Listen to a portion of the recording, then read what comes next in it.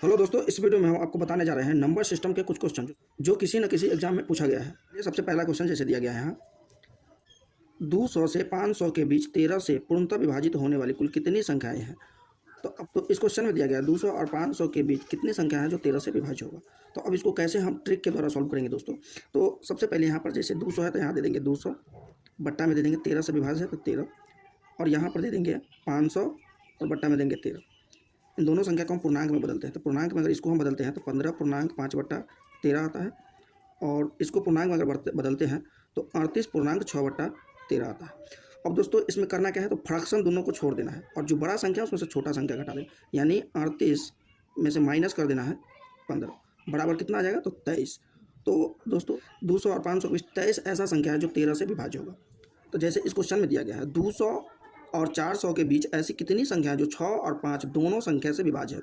तो अब इसको क्या करेंगे दोस्तों, सबसे पहले 6 और 5 को एलसीएम करेंगे। अगर हम 6 5 को एलसीएम करते हैं तो किसी संख्या से कटने वाला नहीं है दोस्तों, इसको क्या करेंगे, गुना कर लेंगे।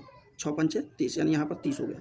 अब क्या करना है, तो यहाँ पर 200 क्या करना है, 200 और बट्टा में कर देना है यहाँ पर 30, फिर इस यहाँ पर लिखना है 400 और इसके बट्टा में भी कर देना है 30।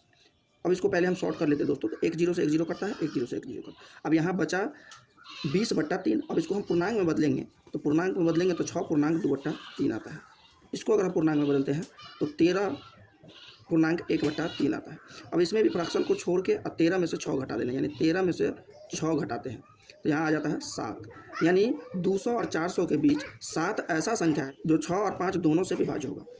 ये दोस्तों अब इस क्वेश्चन को हम सॉल्व करते हैं। ये क्वेश्चन है ना दोस्तों, दोनों क्वेश्चन से थोड़ा सा अलग क्वेश्चन है। तो इस क्वेश्चन में कह रहा है 200 से 800 के बीच ऐसी कितनी संख्या है जो न तो 5 से और न ही 7 से विभाज्य होगा। अब चलिए इस क्वेश्चन को हम सॉल्व करते हैं। तो सबसे पहले इसमें करना क्या है दोस्तों, तो यहाँ पर इस 800 में से 200 घटाना है। अगर 800 में से 200 घटाते हैं तो यहाँ आ जाता है 600। गुना करना है, 5 से विभाजता क्या है, तो यहाँ 5 से 1 घटाएंगे तो 4 ऊपर देना है, नीचे 5 यहाँ दे देना है। फिर गुना, यहाँ 7 है तो यहाँ भी 7 नीचे दे देंगे और इससे 1 कम करके ऊपर में 6 दे देंगे। अब दोस्तों जैसे यहाँ काटते हैं तो करता है 120 बार में।